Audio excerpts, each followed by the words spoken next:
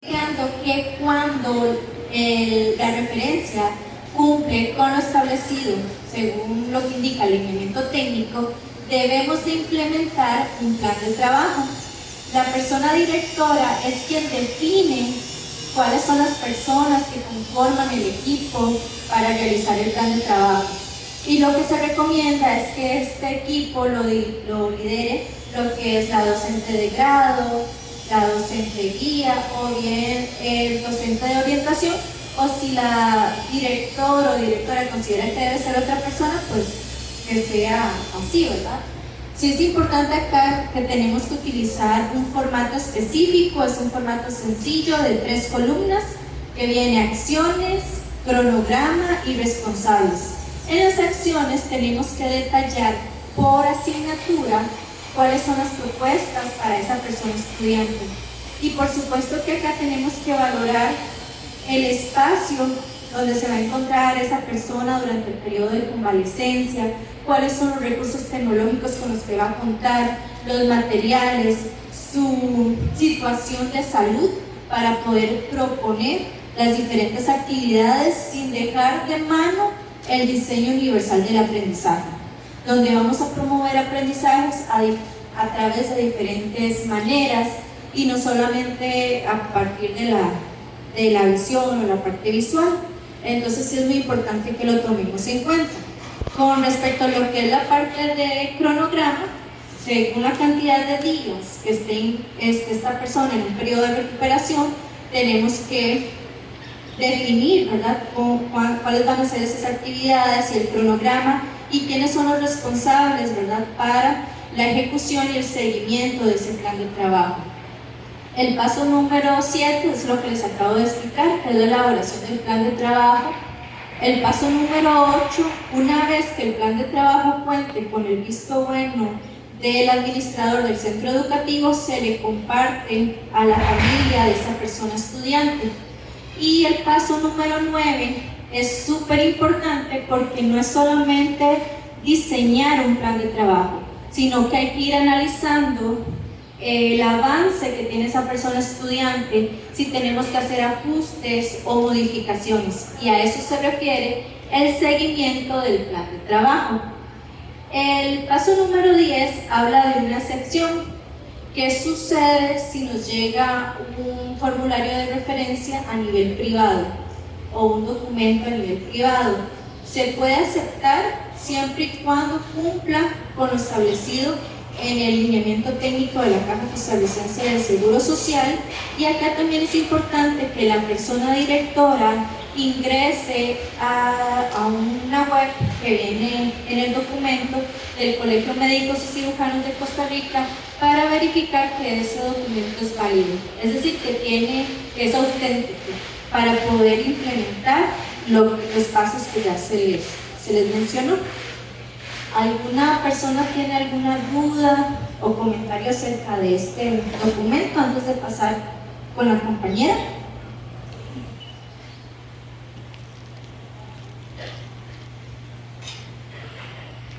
Buenos días. Bueno, nosotros trabajamos para un CINDEA, es educación para jóvenes y adultos. Hemos tenido en varias ocasiones personas que están incapacitadas, porque es lo que dice el documento, por un mes, más de un mes, pero no aplica ese documento a la convalecencia. De hecho, hemos hablado directamente con los encargados de la caja, los doctores, etcétera, y dice que no saben que eso existe, que existe solo para menores de edad, y a veces tenemos cierta resistencia de parte de los docentes porque el documento ¿verdad?, dice incapacidad. Entonces, cuando dice incapacidad, dice que está incapacitado, ¿verdad?, para un montón de actividades. Entonces, el recibirlo, enviarlo, trabajos a distancia, etcétera, etcétera, provoca una preocupación de parte de los docentes y una resistencia. Que si usted me pregunta a mí, yo haría lo que decía la compañera anteriormente, me pongo la mano en el corazón y tratamos de trabajar de manera administrativa, pero a veces no, o sea, a veces la administración no colabora, y no solo eso, a veces no hay que hacer cosas buenas que parezcan malas, ¿verdad? O al revés. Entonces eso es un tema que a mí me preocupa y que no tenemos como un documento donde yo diga a mis compañeros, con esto me rijo, con esto nos protegemos y con esto colaboramos. Anteriormente la compañera había recibido, ¿verdad?, la misma consulta y ella dio atención, entonces le voy a dar el pase a ella. Gracias, compañera. Ok, el lineamiento, la continuidad del proceso educativo en periodos de convalecencia rige a partir de periodos mayores de 30 días y cubre personas menores de edad y adolescentes. Para las personas adultas, lo que rige es la incapacidad que está establecida legalmente también y por ley. Entonces, si yo estoy incapacitada, ¿qué dice? Que yo estoy incapacitado para hacer actividades físicas e intelectuales. Eso dice el lineamiento técnico de la caja. Hay un poquito más, bueno, el lineamiento técnico, no, perdón, el reglamento de incapacidades de la caja. Entonces, ahí lo que tenemos que hacer es coordinar con la persona estudiante para trabajar esa parte, porque rige una incapacidad. A partir de la consulta que nos hicieron precisamente el 25 de febrero, que dimos la capacitación a los comités de apoyo de secundaria, que tanto los IDEAS como los nocturnos hicieron esa consulta, nosotros hicimos una serie de consultas a nivel nacional y se generó un documento donde está establecido las respuestas, el ABC de cada una de esas consultas, y están en la página de la dirección regional. ¿Por qué te comento esto? Porque ese sería el documento que le sirve a usted de fundamento para trabajar en su institución. Y estoy hablando que esto se hizo específicamente para colegios nocturnos y para CINDEAS, porque precisamente tienen dificultades en esa parte cuando la población es mayor de edad. Entonces, ahí están todas las respuestas a cada pregunta, porque también nos preguntaban si eran personas embarazadas, también nos preguntaron si era que, vamos a ver, no soy yo como estudiante del CINDEA o del nocturno la que estoy enferma, sino que es mi hijo y es menor de edad. También nos hicieron esa consulta. En ese documento están establecidas todas esas respuestas. Entonces, sigo yo, ¿verdad? Ok, listo. Vamos a recapitular un poquitito. Son 3 procesos. El número 1 es si estoy hospitalizada, aplica pedagogía hospitalaria, que muy bien lo explicó y muy ampliamente doña Maricel hace un rato. ¿Qué tiene que hacer el centro educativo?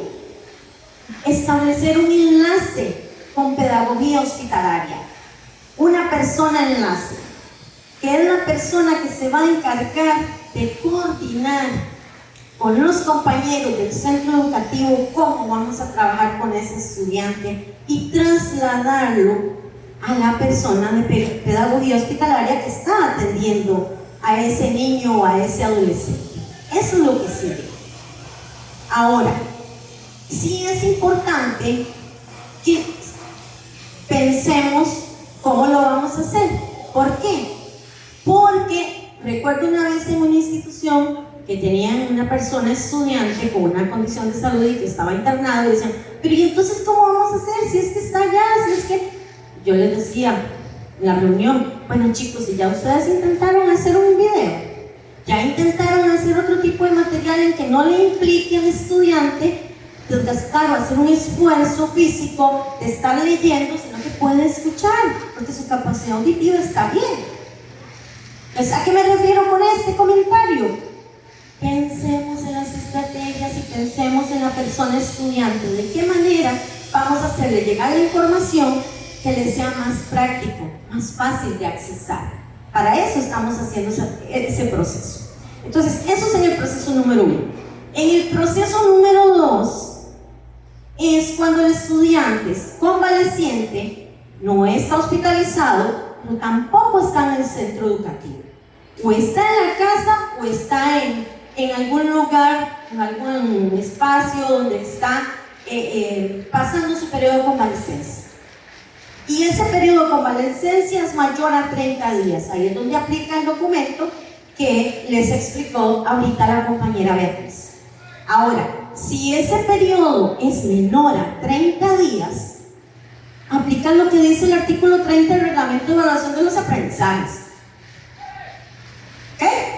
Igual, no quiere decir que haya que hacer ajustes, por supuesto, tenemos que ponernos la mano aquí. No sabemos si hoy es ese muchacho, no sabemos si mañana es mi hijo, mi nieto, mi sobrino, si soy yo misma. Eso no lo sabemos. Entonces, ahí es donde, no porque sean 10 días o 12 días, vamos a dejar de hacer lo que hay que hacer. ¿De acuerdo? Ahora, viene el tercer aspecto. El tercer aspecto es cuando el chico ya está en nuestro centro educativo, pero por su condición de salud requiere que se hagan procedimientos. Y ahí es donde entra a regir la circular 0242, que es la que no tenemos que confundir con las orientaciones de continuidad del proceso educativo en periodo de convalescencia. Ojo con eso. Vean que son 3 pasos distintos y es importante que lo tengamos muy claro. Entonces, en esta circular 0242, ¿qué es lo que dice?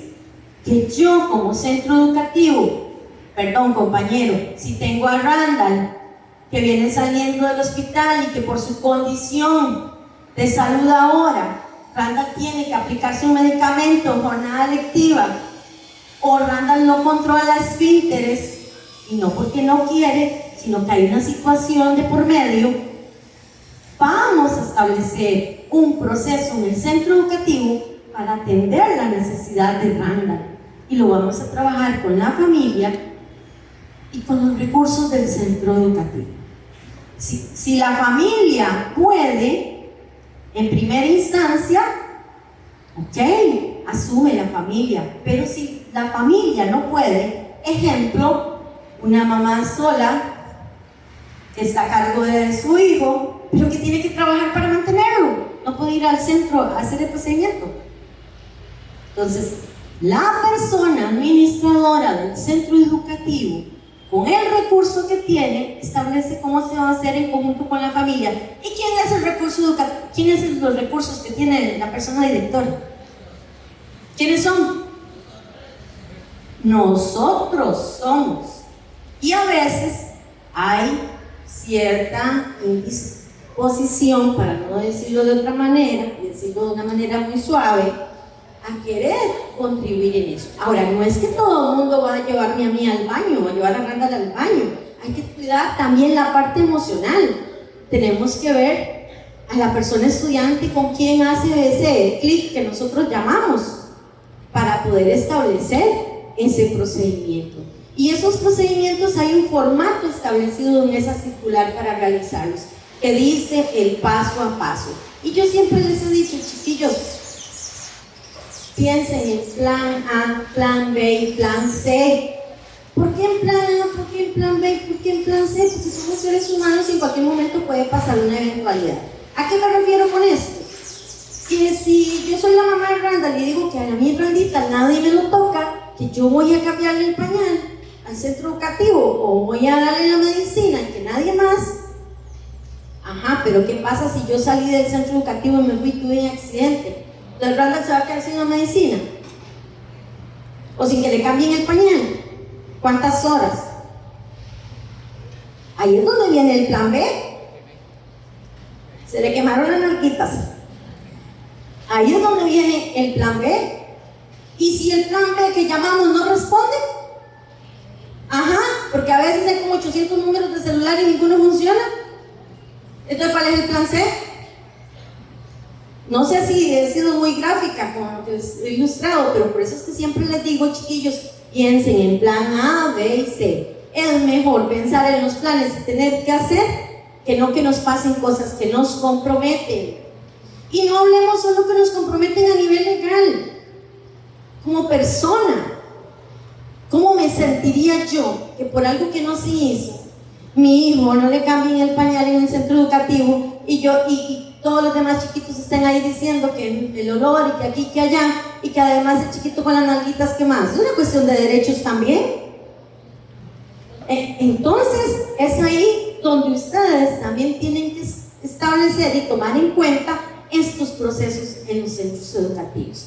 Y entonces, para atender los derechos, y si hablamos de legislación aquí, vamos a hablar de un montón, desde la Convención de los Derechos Humanos hasta todas las leyes que hay en nuestra Constitución, la ley 8961 y todas las que vengan más, y la ley 7600, y podemos buscar aún más leyes.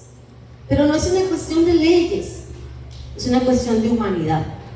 Y en la misma circular que ampara este último documento, los procedimientos están establecidos y están citados todas las leyes y sus artículos como parte del fundamento de este proceso. Entonces sí es muy importante que ustedes lo hagan y que les quede claro que son tres pasos distintos. Eso es muy importante. ¿Y por qué soy tan necia con decir que los 3 pasos?